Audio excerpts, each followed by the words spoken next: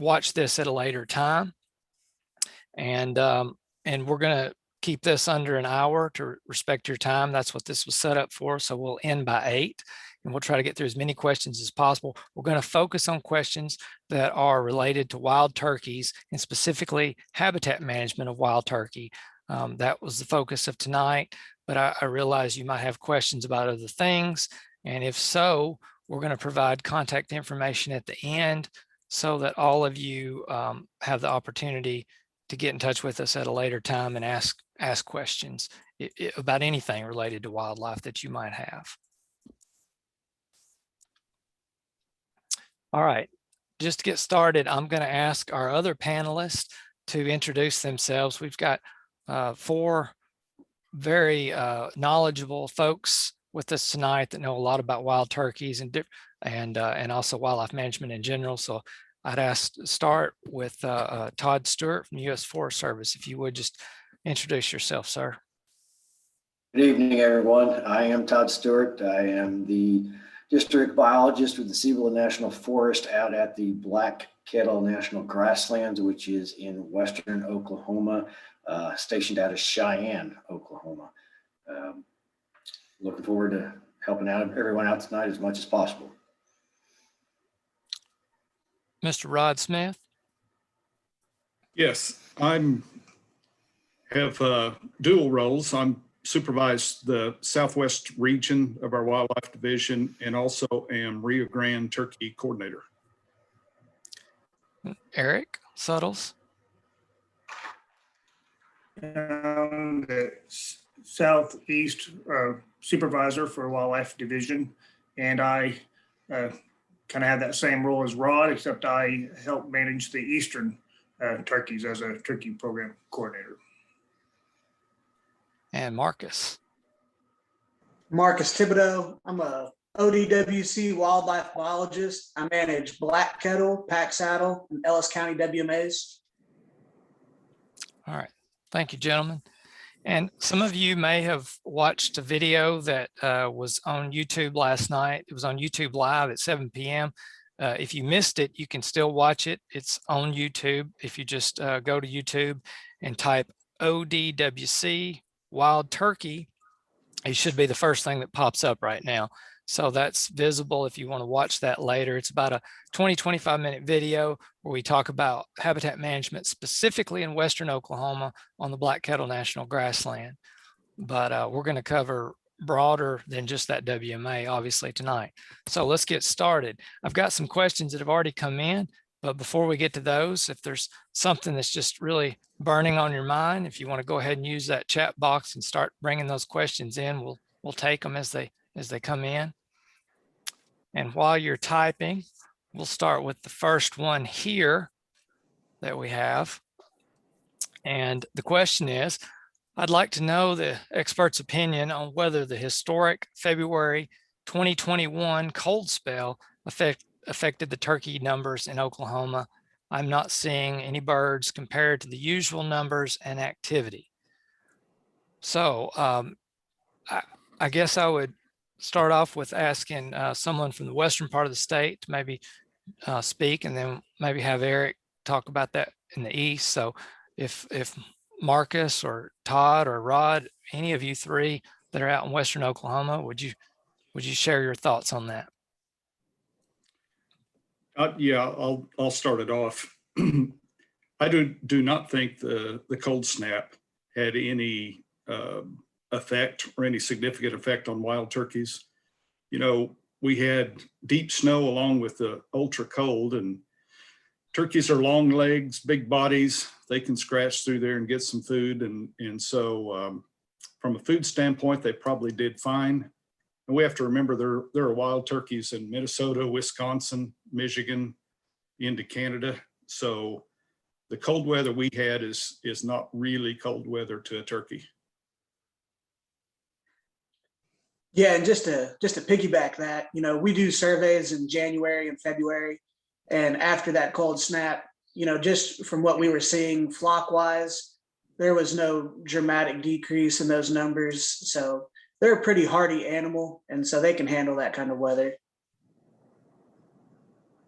And I will back markers and rot on that as well on the prairie of the grasslands.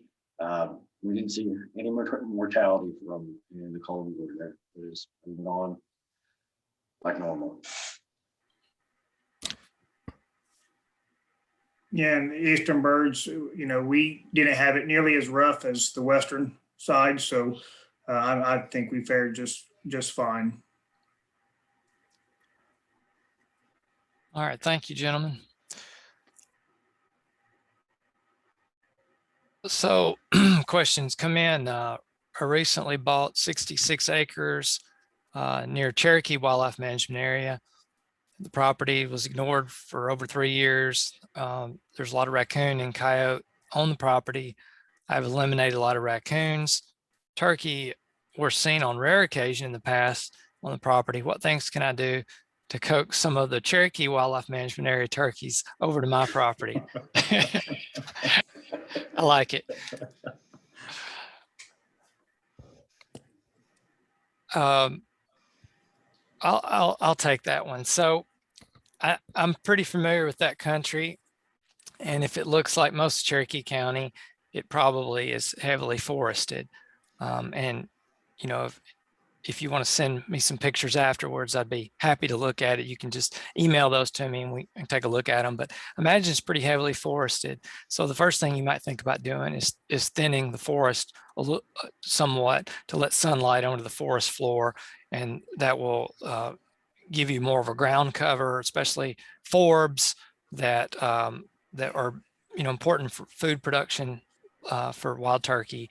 And then if you can periodically burn that property on maybe a 2-3 year rotation, that would be really beneficial.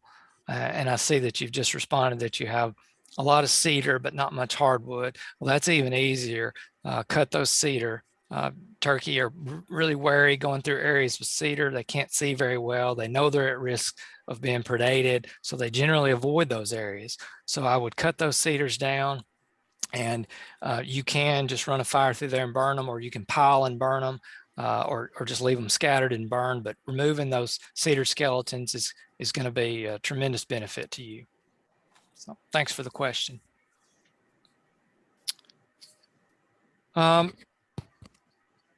Since we're on the issue of predators, and I'll field this next, or bring this next question out to the group.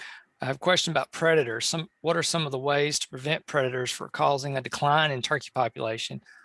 Is the best practice to just stay consistent with predator hunting, or are there some other tricks that might help in combination with hunting them? We actively try to thin the predators out, but it seems like a losing battle. I'll briefly say something about that, and then please, the rest of the panelists speak up. But predator control is very costly, and I don't mean just in terms of money, but in time. It's a time-intensive activity, and to reduce predator numbers to a point where you would expect a measurable effect on turkey population takes a lot of effort. It can be done, and there's situations where predators can limit nest success and brood survival. The poults and certain a few species of predators can kill adult wild turkeys. However, that's generally not the first thing that we recommend. Habitat's usually much more of a limiting factor. But if you were going to do predator control, the first thing I would suggest is to try to get a biologist out to the property to assess if there might not be something else that's low-hanging fruit, something easier for you to deal with that would help you more, because the predator control is a lot of effort. But if they determine that predator control might be beneficial in your particular case, generally trying to target those predators right before nesting season would be the most beneficial time if you thought it was nest success that was being limited. But again, predator control is quite difficult, but it's not to say that it never is beneficial. Does anyone else like to chime in on that? Yeah, just to kind of, add to that, when you're focusing just on predators, the easiest way to do that is to make habitat better. If you make the habitat less conducive for those predators, it's going to, you're going to kill two turkeys with one stone to be, you're going to make better habitat for the turkeys, and you're going to make it harder for those predators to be there in big numbers.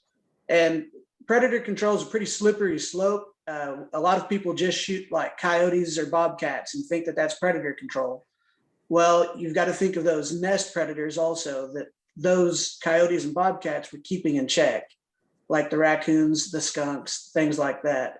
So the best solution is just to go to habitat first. When you reduce those cedars, reduce that cover that's conducive for predators, you're going to help the turkeys out. Thank you, Marcus. So we have a question about the turkey population, not seeing the total numbers that has been seen in the past few years. And is there a reason that there are no two-tom counties? So I would defer here to Eric and or Rod. Yeah, I don't know where you're at, but the person that wrote the question, but we've had some declines generally across most of the state the last 3-4 years. And the declines are kind of mixed, but they're definitely strongest in Western Oklahoma, where we've seen significant drops. And from everything that we can tell, it's from poor reproduction, poor recruitment. We're just losing turkeys out of the population quicker than they can be replaced. Generally, the biggest factor in those kind of things is weather during nesting and breeding season. There's a whole lot of factors that influence a turkey population, but that's usually the major one. And we certainly hope we have ideal conditions during the upcoming breeding, nesting, poult rearing season. And why there aren't two tom counties? There are two tom counties. I'm not sure of the question.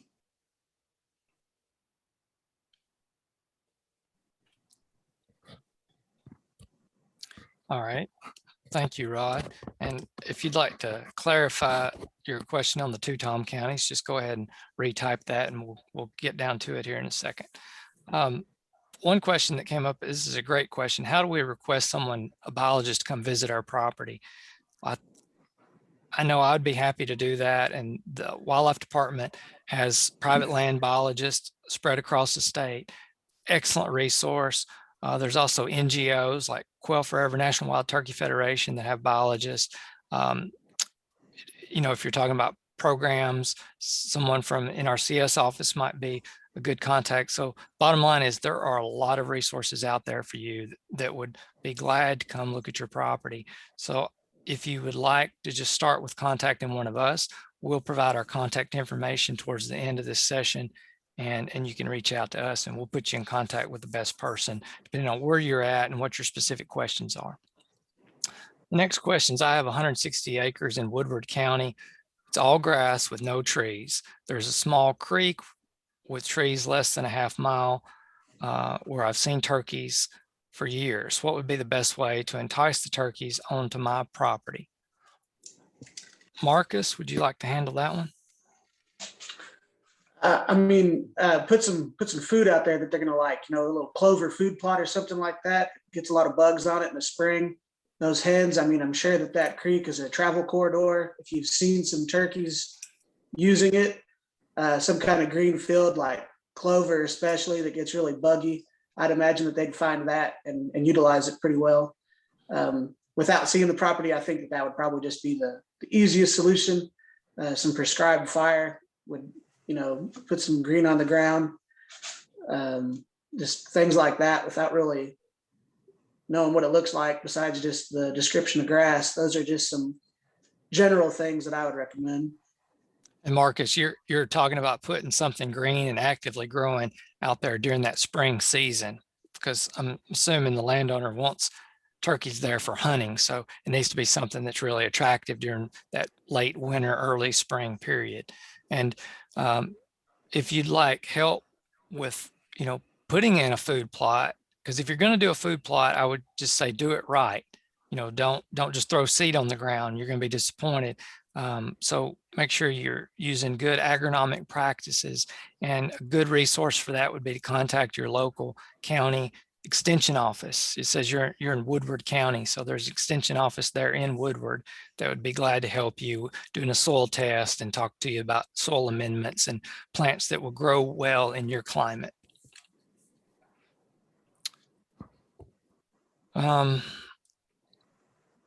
So another question we have here is,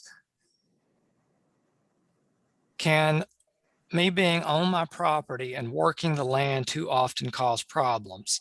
I mainly wonder if the turkeys are getting bumped off the roost elsewhere by me by being out there too often trying to get the habitat managed. That's a great question. Definitely disturbance, high frequency of disturbance can cause turkeys to abandon roosts. This seems to be particularly an issue with winter flocks when they're in large concentrations. And some of the research that's been done in Oklahoma and Texas has shown some avoidance of things like high traffic roads and even oil and gas, places where there's a lot of human noise and activity. So that is a potential concern. I don't know if any of you guys want to add to that, if you've seen any specific examples, especially with winter flocks. Yeah, I think you touched on it. The roost is the important thing. I would avoid hanging out around the roost until the turkeys are down on the ground and well away from it. If that question is the one I'm thinking of, it also talked about a dog. Mm-hmm. And depends on the dog. If the dog hangs around the person, probably not a big deal. But if it's out running and spooking birds, yeah, I could think that would bump them fairly soon if it happened regularly. Yep. But we certainly don't want to scare you off from being on your property and enjoying it or doing management. I mean, the management you're doing will benefit turkeys, but maybe just think strategically about when you're on the property and how close you are to those roosts, as Rod said. Another question, curious about the impact of wild pigs on turkey habitat and the turkey population. Eric, you're in the part of the world where we have probably some of the highest density of feral pigs in the state. Is that something you could address? Yeah, I can talk about it. Everybody wants to blame, the wild pig for nest predation and being an added predator. To be honest, though, I haven't seen it in literature that much. Maybe research in the future will point the finger to hogs being a major cause of predation. But hogs aren't seeking to, predate on a grown turkey for sure. They don't really do that. They're just opportunistic, and they just scatter through the woods and hunt for anything that they can eat. And if they come across it, a nest, well, they're going to be opportunistic and take it. But to have a negative decline, it's not causing a decline. It's just another predator out there among a whole slew of other predators and challenges, just general challenges in life of a turkey that they have to fight every day to overcome. I answered it pretty good. Thank you. Dwayne, if you don't mind, I'd like to add in behind Eric on that. There has been a few studies. Recently, I read one out of Texas to where they showed that feral swine have about a 25% detection rate on egg nest and depredation. So that was the most recent research that I've seen regarding feral hog depredation on turkey populations, nesting populations specifically. Thank you.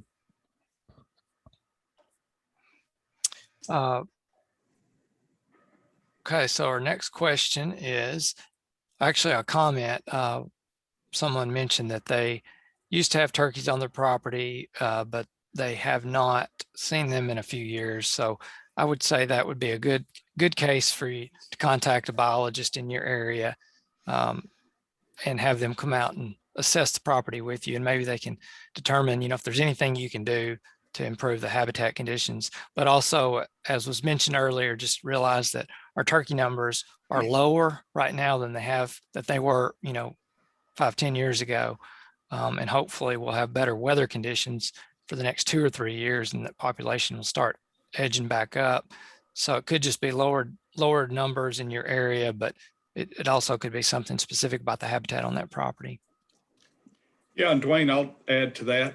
It's sometimes not what's going on a particular property. It may be something that's going on with a neighbor or a mile away or whatever. So sometimes there are factors that are beyond somebody's control on their own property.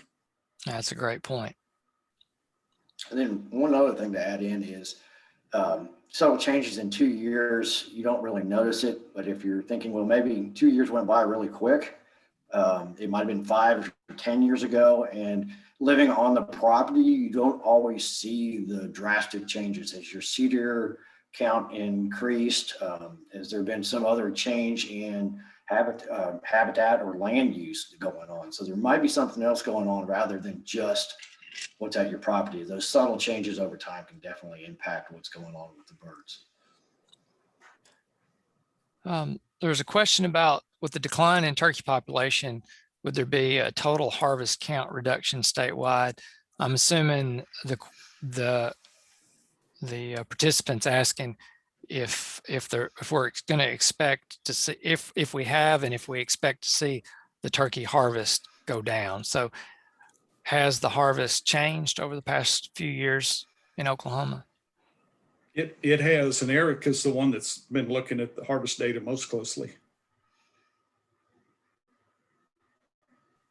Yeah, so, southeast, we're stable.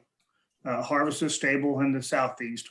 Northeast, you're down, a little bit. And in the central, you're kind of down the same amount as the northeast, a little bit, And then when you get to these western counties, that's where we're showing a significant decrease in harvest over the last few years.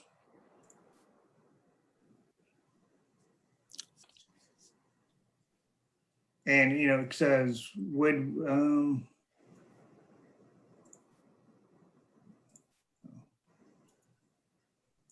so, what to expect in the future, I guess, is kind of leads into that. We're getting ready for turkey season. I'm getting excited for turkey season. And what does that mean?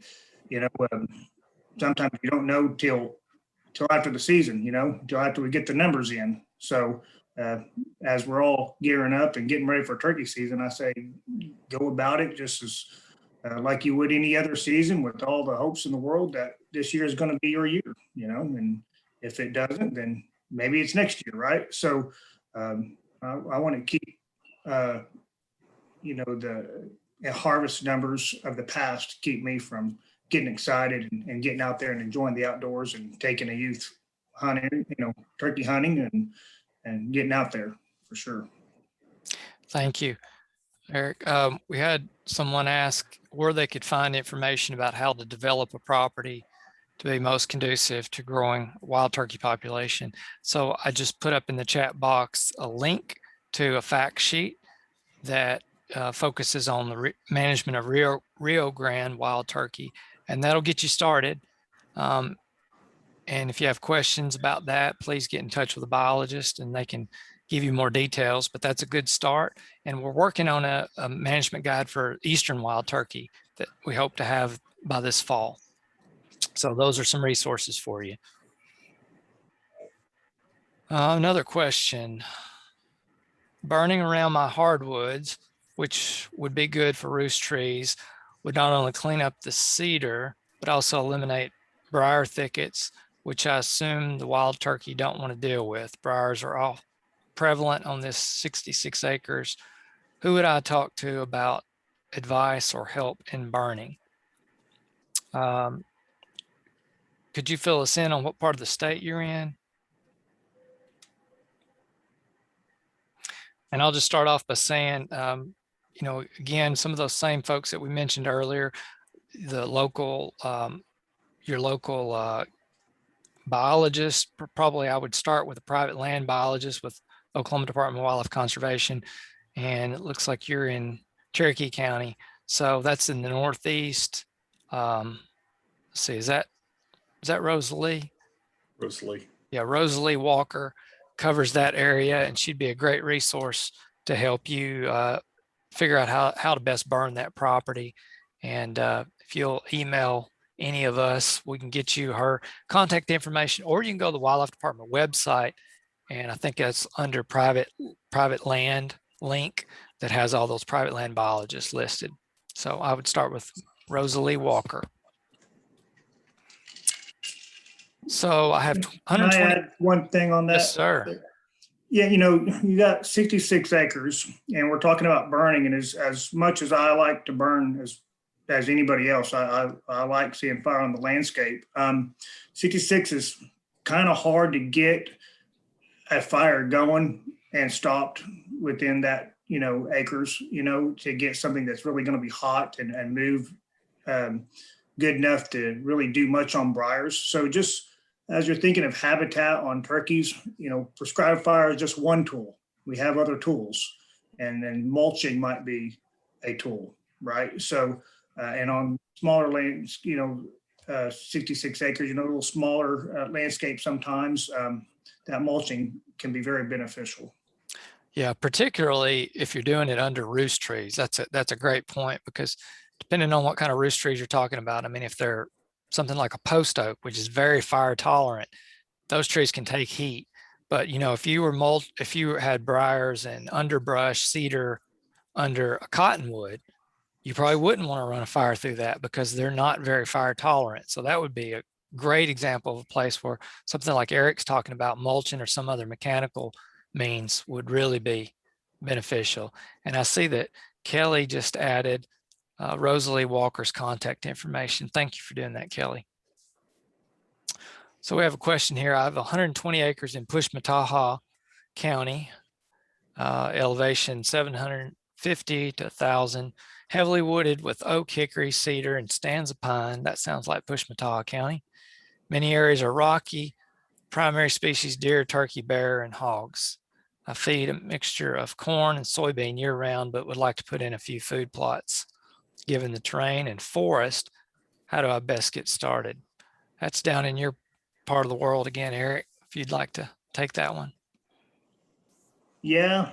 You know, food plots are very hard to put in, you know, the southeast Oklahoma and these rocky mountains, shallow soils. And then when you do, it takes a lot of fertilizer, a lot of lime, and a lot of cost, you know, to do it. So you have to be really picky about where you're going to put in a food plot.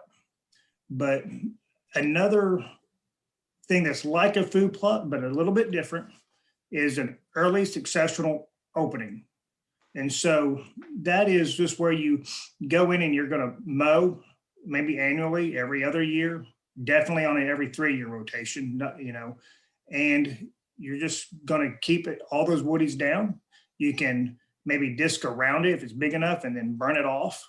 So you're not having, that's a little bit more cost efficient than brush hogging all the time, but just creating these early successional openings. And then from there, you can fertilize on that. You can do these things, but you're not really planting a food plot. You're just letting nature do what nature does and promoting what nature does best and providing that early successional opening. And that's what we do on Pushmataha WMA, is just early successional openings. And we've done that at Atoka also. So in my deeper soils, we do disc and plant. Where the shallower soils are, we go to more of a early successional opening. All right, thank you. And y'all keep those questions coming. We've got plenty of time left for your questions, so keep them coming. So a question here that was sent in earlier. We've had low turkey numbers in Southwest Missouri. Recently, we tried stocking in 2009, believe they never established. Do have a small population in these locations. Turkey biologists think that it's a lack of brood habitat.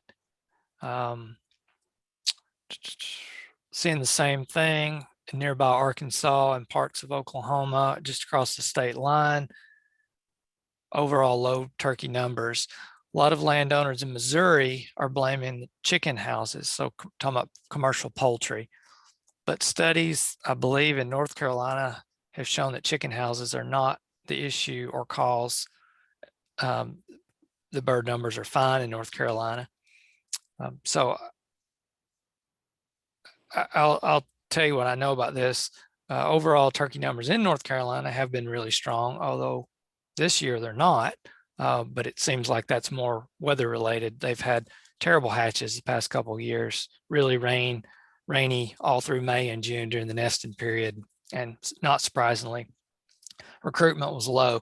But as far as any studies linking commercial poultry operations with wild turkey, I'm not aware of any linkage there, any research that would suggest that that's a problem. Does anyone else on the panel have any thoughts on that? There was some work done, and they thought that the issue was that the manure is taken out of the chicken houses and spread on the ground, and there was concern that that might spread disease or whatever.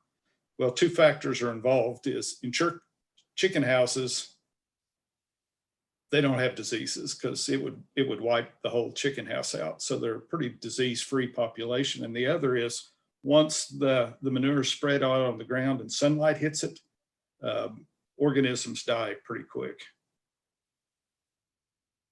So it's not the concern that we thought maybe 10 years ago. It was a big issue 5-10 years ago across the Southeast US.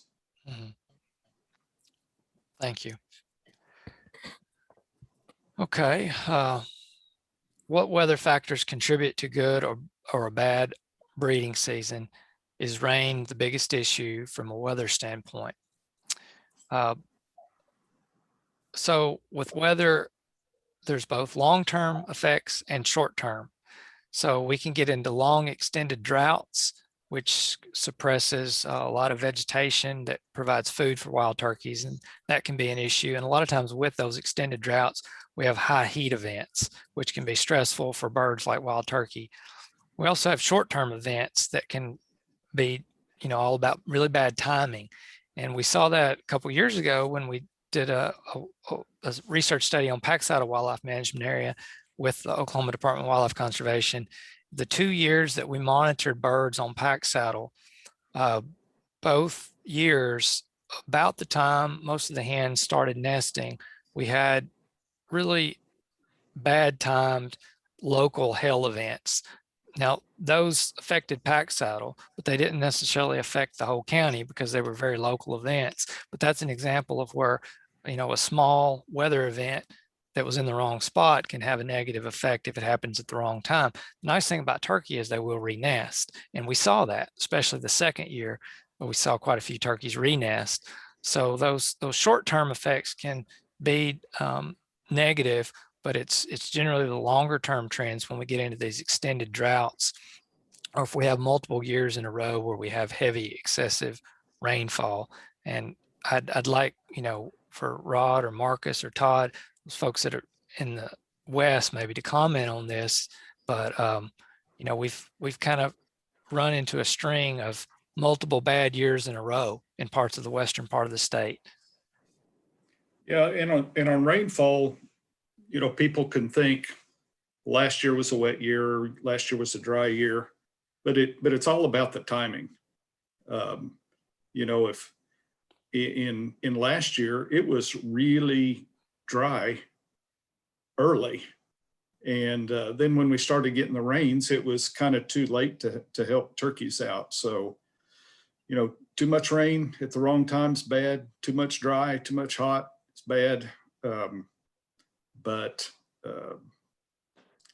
I think you kind of nailed it with what you said, Dwayne. I think one thing that I've seen out at the Black Kettle, we've had a couple of years where we've had really droughts and we haven't really hit on is not just brood cover, but nesting cover. If the turkeys don't have a good quality area to hide their nests, they're easily found by predators in that situation. So that's something that I've seen with our weather, with low production when we don't have great nesting habitat. Then other events, like Rod said, periodically, I'm not sure if it was last year or year before, we had torrential rain downpours, and we were, I think it was 2 years ago, we were 11 inches ahead on rainfall for the entire year by the end of April, which, you know, every pulp that might be on the ground by the end of May, I think it might have been even June rain that we had was going to be washed out, was going to be flooded out, and nests were going to get flooded, and the young birds just weren't, you know, when you have 4 or 5 inches come down in a single rain pour, it's not good on the birds. Yeah, and you know, these weather events we're talking about, they affect all ground nesting birds. It's not just turkey. Quail are affected, and prairie chickens. In fact, we just finished a study on prairie chickens where we had about 10 years of nesting data from the same location, and we looked at all these different weather variables and how they were related to nest success. And so if you'd have just asked from the beginning, well, do prairie chickens benefit from a wet year or a dry year? What we found is it varied. Like in years where we had high heat and drought conditions, getting periodic rain during the nesting season boosted nest success and nest survival. But when we had cooler years, having a dry spell during that boosted weather. So there was this interactive effect. During droughts, the more rain you had at the right time really helped chickens. Whereas during the wet years where we were above normal on rain, having an extended dry period at the right time really mattered. So the point is, it was really variable depending on the context. So it was that long-term weather, what was going on, but also those short-term, more discrete events. So it's just tough being a ground nesting bird. You know, there's everything's trying to eat your eggs, and the weather's not helping a lot of years, and we don't get the right conditions every year, unfortunately. And that's where the habitat part is extremely important. You know, we've touched on the re-nesting for those localized events. Re-nesting isn't guaranteed. It's a lot of habitat is a big part of that with nutrition. Laying eggs is very hard on a female turkey. So when they can get that good source of invertebrates and bugs to help, you know, produce those eggs, it's a critical part in that re-nesting, whether or not they'll redo it. Yeah. Rod, you were say something? Well, yeah, I was just going to say, too frequent rains also increase hen mortality. Anybody that's hunted turkeys and got one in the rain, you know how strong the smell is, and it makes them much more likely for to be eaten, bobcat, coyote, or whatever. Yeah, and I'll add one thing. We talked about how habitat can help reduce predation, but habitat can also help with weather. And we don't really tie in how habitat can help with weather so much and make that connection, but they do need trees for thermal cover so they can get in and out of that heat. If it's an extended period of time, that's sort of hard to get out of that situation. But if it's a couple of days or a week, they can use habitat to find what they need in that extended weather period, or even a short-term weather period, to help them get through it. Yeah. So that habitat is very critical, which you've done research on. And a lot of the state, the eastern part of the state, trees aren't limiting, but when you get in western Oklahoma, they sure are limited on a lot of properties. And the research we did on pack saddle really showed how important those trees were. The turkeys, as it got hotter, their time away from the trees really dropped. I mean, they hardly left the tree cover. They hardly left the shade when it was above about 85 degrees Fahrenheit. So, you know, they were seeing stress at what we would probably consider fairly moderate summer temperatures. A couple more habitat questions have come in, and then we're gonna get to some of these hunting questions that have popped up as well. But 80 acres in Pawnee County with scattered timber, mostly pasture, very thick timber off to the side. Would there be any need for some type of man-made roosting area? Anyone in particular like to talk about that? Maybe Todd or Marcus, since you're in a part of the world where roosting cover is limited. Talk about Pawnee County. It sounds like they have quite a few trees on that property and around them. So any large hardwood with horizontal branches can serve as a roosting tree. It's all about making sure it's available to the turkeys. So it would just be going, I mean, if you have 0 trees that are suitable for roosting, there are some ways to make some man-made, roosting structures. So that might be something to look into, but without some more information, And that is covered in the Rio Grande wild turkey fact sheet that we referenced earlier. It does talk about artificial roosting structures, which have been tried with limited success in parts of the US and most places in Oklahoma. As Marcus said, there's enough trees. It's probably just a matter of cleaning the underbrush under some of those preferred roosting trees. Sometimes that can be an issue. So if you have a lot of eastern red cedar that's growing under those trees, I would think about cutting those and pulling them away from the tree to make those more desirable for the turkey. And remember, the trees are not just for roosting, but the turkeys spend a lot of time standing under those trees loafing, and they like it to be really open under those trees so that they can see danger, so they can see potential predators. I'm gonna say one of the things out here on the Black Kettle that we really find the turkeys utilizing for heat relief is our oak moss. They're not but 10, 15 feet tall, but they provide enough shade. Sumac patches are another thing where they've got at least something to get out and underneath, and that has good visibility on the ground, but yes, provides overhead cover. So it doesn't really have to be a huge tree for a turkey to benefit for the shade aspect of it. It's more of a diameter of area where they can get out of the heat and let the wind blow through and things along those lines. So Marcus, I think you could talk to this because you've done a lot of mulching out in your part of the world. And it says we have 40 acres in Seminole County, overrun with eastern red cedar, currently have it mulched. Will the abundance of the cedar chip shavings hinder or negatively affect the turkeys? So what have you seen? Because you've done a lot of mulching under those cottonwood and elm trees on pack saddle, and Todd on black cattle as well. I mean, you guys have done a lot. it can definitely be too thick. We try to get that mulch spread out as much as we can.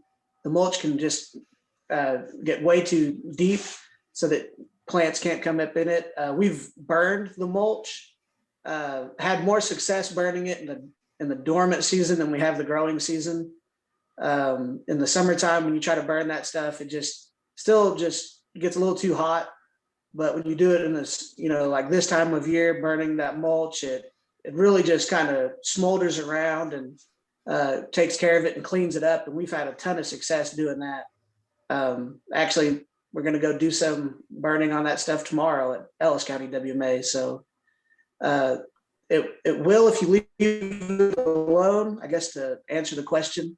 But if you go through and manage it with a prescribed fire, especially during this time of year, it can take care of it. You'll see the benefits automatically. So it sounds like, Marcus, you're saying it's not so much that it keeps turkeys from walking through the area, but it basically it does what mulch does. It suppresses vegetation, and so you don't have the desirable plants come back in. Is that right? Yeah, exactly. Immediately, even during some of our large scale projects, we'd have turkeys come in and start scratching through that mulch while equipment was still on the work site. But in the future years, you've got to manage that mulch if it is too thick. Okay, thank you. So those of you, Dwayne, yes, sir. Our standard in our contracts say that the contractor can leave it no more than 6 inches deep, the mulch. Mm-hmm. So it's advisable to be under 6 inches. Okay, thank you. That's helpful. We have the same restrictions in our contracts. 6 inches or less. Okay, there we go. So those of you that have asked questions about harvest and season structure, I haven't forgot about you. There's just a lot of overlap in those. So I'm going to read a few of those that are overlapping because I think we can probably cover most of what you've asked in one answer session here. So the questions are: Southeast Oklahoma has a restricted season. Will that continue and why? Related, has the decision to shorten the spring hunting season dates in the Southeast had any effect on the eastern turkey population? And related to that one is, has there been any discussion about changing the season back to statewide season dates in the southeastern zone? So Eric, that would probably be one for you. Yeah, that's mine. Southeast Oklahoma has it will continue in the Southeast. We as managers, think we know that it is beneficial. It has helped, and it has helped to stabilize the decline. It has helped to stabilize our production, and we're all in favor of the later season. For lots of reasons, really, but it allows those males to have time with the hens, lets them have a good start at, in that breeding season, help to get those hens on the nest, because it's not so much about the harvest as it is the timing of the harvest. And so we really believe it has helped Southeast Oklahoma to stabilize. So if I could ask a follow-up question. Yep. That I think might be also embedded in one of these here. You indicate that the population has stabilized in the Southeast. What are some things that you might offer to the audiences of things that could be done to maybe turn the tide and actually get the population to move back up to where it was back in, let's say, the 80s in the southeastern part of the state? All right. Well, habitat, we're talking about habitat right now. And so, we're going to start with habitat. And Southeast Oklahoma is managed very uniquely. We have Forest Service that manages their land one way, and we have large timber companies who manage their land another way. And then we have private individuals managing it, for cattle and for other things. And then we have Department of Wildlife who manages quite a bit of land also, and we're managing it one particular way for wildlife. And so, to move forward, it's to keep using best management practices that are best for the wild turkey on the whole landscape as a whole, and just implement best management strategies throughout when it comes to habitat. And obviously, I don't spend as much time as you do in southeastern Oklahoma. You live there, so you know that country extremely well, better than anybody for wild turkey. But my experience has been there are pockets in the Southeast that have really good turkey numbers where there's good habitat. So I think I would encourage people not to be discouraged, because I think where we see pockets of good habitat and decent numbers of turkeys would tend to suggest that, this is something that habitat management can address. Is that fair to say? Absolutely. Yeah. Yep. So, and we're talking about weather, getting good timing, getting good production, we're stable. We like where we're at, but we're ready with everybody else to have a good production year, and start getting going. And I think, we're there. I think we're ready, and I think it's going to happen. Another question pop up on predators. Does a high population of red-tailed hawks and or owls dramatically impact the eggs, so the nest itself, so nest survival and poult survival, is that affected by raptors? Marcus or Todd, would you like to? I'll Looks like jump in on that Todd. one. Yeah, absolutely. Yeah. First of all, raptors are protected by federal law. So there's not a lot one can individually do to impact how many birds might be in your area. Of those, red-tailed hawks will take a chance at any bird they can get. Neither one of those birds are going to eat eggs, so they're not going to have an impact on eggs at all. But on the poults, again, that's where you have good habitat, escape cover for your birds. Owls are probably a bigger predator on turkeys, poults than red tails. But yes, both of those can have an impact on individual survival, which here comes back to, again, having good habitat where you have good food production with escape cover, things along those lines. But the biggest thing to take away is, as an individual, you cannot go out and just start knocking off red-tailed hawks and owls to try to increase your turkey population. You do have to go through the U.S. Fish and Wildlife Service and obtain a permit for that.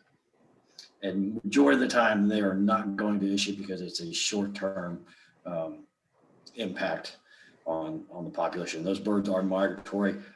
Both of those birds established roost areas and nesting areas and territories that is really their talents for other birds in the areas based on the amount of prey that's available. So if you have a high density of hawks and owls in the area, you probably have a high density of rodents and snakes and small other birds that these birds will eat. So it's not just the impact. They're not keying in just on turkeys. So here's a question I've overlooked, and I apologize for not seeing it sooner, but for those of us who hunt public land, what can we do to help turkey populations? So if we don't directly own and manage land, what are some things that we could do to help wild turkey? I'll jump in from my side, being a federal agency, working with ODWC and National Wild Turkey Federation. Get out there and support your NGOs. One of the biggest issues we have with funding projects to improve our habitat is having matching money. So if the NGOs really play in to the amount of money we've spent at Black Kettle since 2010, nearly $1 million in turkey restoration work. And that's been shared costs between ODWC, National Wild Turkey Federation, and U.S. Forest Service. So get out there and do that. Use peer pressure as well. I know at Black Kettle, we're very popular for our Rio Grandes. Everybody wants to, you can look up the NWTF list. We are #1 in the nation for turkey Rio Grande harvest. And we get a lot of out-of-staters. We get a lot of people who want to get their bucket list, and they come in and they're going to get their first turkey they have. Use your peer pressures. Let the jakes make it to breeding age. That's my personal take on it from what I see on my area. We get a lot of people that they come in and they, even though we tell them birds are down or we have high pressure, I'm not going to shoot a jake. They're going to only take a bird. Then they get frustrated and they fall back on that. I've got to have a kill thing. I got to have a kill thing, and they're harvesting our jakes. So our birds are never making it to our breeding age. And then I guess, for us too, the internet is really our downfall. Is we have been very good and we are very popular and the word gets around. So, but yeah, use peer pressure on your friends. Join the NGOs, donate time, donate money, anything you can do to help out. And if somebody's not familiar with NGO, that's non-governmental organization like the Turkey Federation, DU, Quail Forever, etc. Okay, we've got just a couple minutes left here. We're running out of time. So if somebody has one last question they'd like to throw out, feel free to type it. And while you're thinking about that, Kelly, who you registered with for tonight, has your email, and she indicated that she's going to send all of our contact information to you. So you'll have that. So I posted mine earlier, but everybody's is going to be sent to you. So if you register tonight, you'll have access to our contact information. And if you have any follow-up questions, anything you didn't think of tonight, or anything about wildlife management in general, whether it's about turkey or not, please feel free to contact us. And it looks like we have one final question. Is the lowest hanging fruit on better habitat management to remove cedars? I have a strong opinion on that I'm going to defer to someone else. So Absolutely. Yep. that's kind of a Without a doubt. no-brainer. That's kind of a no-brainer. Yeah. Yep, absolutely. Get after them.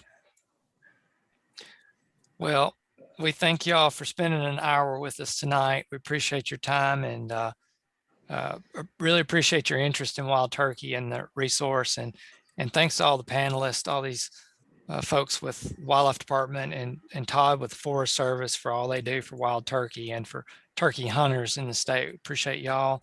And please, for the participants, attendees, follow up with us. We'd love to talk to you, look at your property, help you manage it, or talk about turkey hunting sometime. So thank y'all so much, and hope you have a good evening. Goodbye. Good night.